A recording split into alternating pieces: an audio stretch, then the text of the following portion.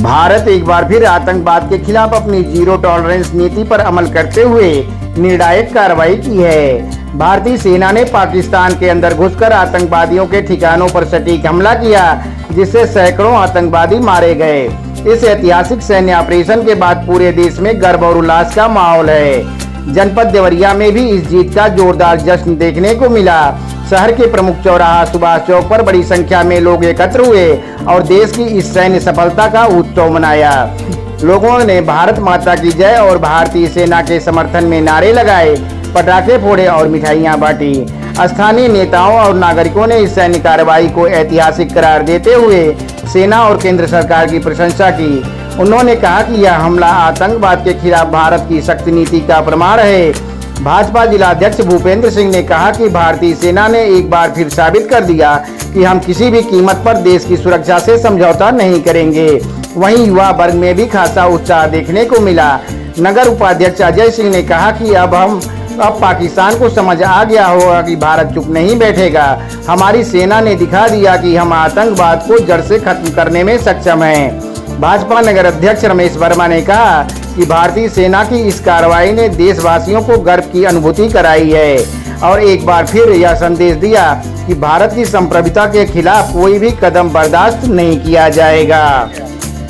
हमारे देश के प्रधानमंत्री नरेंद्र मोदी जी की दृढ़ इच्छा शक्ति और देश के रक्षा मंत्री राजनाथ सिंह का, अमित शाह जी का जो प्लानिंग था, वह देश को जनता को दिखाने में सफल हुए और आज जो 9 स्थानों पर उनके कैंप ही नहीं, उनके आकाओं को भी एक साथ उड़ा दिया। ये भारतीय सेना की ताकत है। और हमारे देश के प्रधानमंत्री ने सिंदूर जो अभियान के नाम से इस अभियान को चलाया, माता और बहनों का जो सिंदूर उजड़ा था उसको वापस किया है।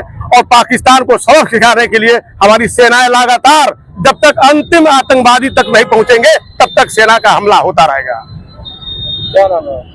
भूपेंद्र सिंह, जिला अध्यक्ष, भारतीय जनता पार्टी। तो मैं अपने भारत के प्रधानमंत्री और यशस्वी माननीय श्री नरेंद्र मोदी जी और उनकी टीम राजनाथ सिंह और अमित शाह जी को बहुत बहुत धन्यवाद देना चाहता हूं कि मात्र हफ्ते दिन के अंदर उन्होंने हमारे हजारों करोड़ों भारतीयों के सपने को साकार कर दिया। क्योंकि आज के डेट में मीडिया में दिखाया जा रहा है कि 80 से 90 आतंकी मारे गए हैं, लेकिन सच आप जानिएगा, अभी 1 से 2 दिन बाद पाकिस्तान ये कहेगा कि हमारे 9 आतंकी मारे गए हैं। तो उन सुनने वालों को और हम लोग को जानने वालों को, जहाँ 90 हम लोग जानते हैं, हम लोग के लिए वो 9,000 है और पाकिस्तान के लिए वो 9 होगा। लेकिन आने वाले दिनों में पाकिस्तान का नाम आतंकिस्तान में लिखा गया है और इस भ्रम को उसने पूरी दुनिया पे नहीं, उसने भारत जैसे देश पे और निहत्थे लोगों पे आक्रमण किया। जो अपना पहलगाम में गए थे लोग छुट्टियां मनाने, कई लोग गए थे सालगिरह मनाने, ऐसे लोगों को उन्होंने निहत्थे, जिनका मांग का सिंदूर उजड़ गया, कई लोगों के घर की विधवा हो गई।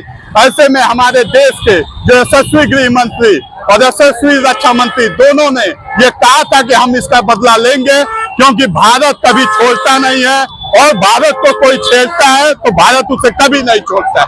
इन्हीं शब्दों के साथ मैं अपनी वाणी को विराम देता हूं और हम अपने प्रधानमंत्री यशस्वी मोदी जी को अपने उम्र का भी उनको देते हैं कि वो हमेशा दीर्घायु रहे और हमारे देश की रक्षा ऐसे करते रहे। क्योंकि करोड़ों भारतीयों को आज बहुत ही गर्व महसूस हो रहा है कि इस मौके पे जो उन्होंने कायरतापूर्ण हम लोग के साथ किया था और उसका बदला हम लोगों ने घुस के मारा है।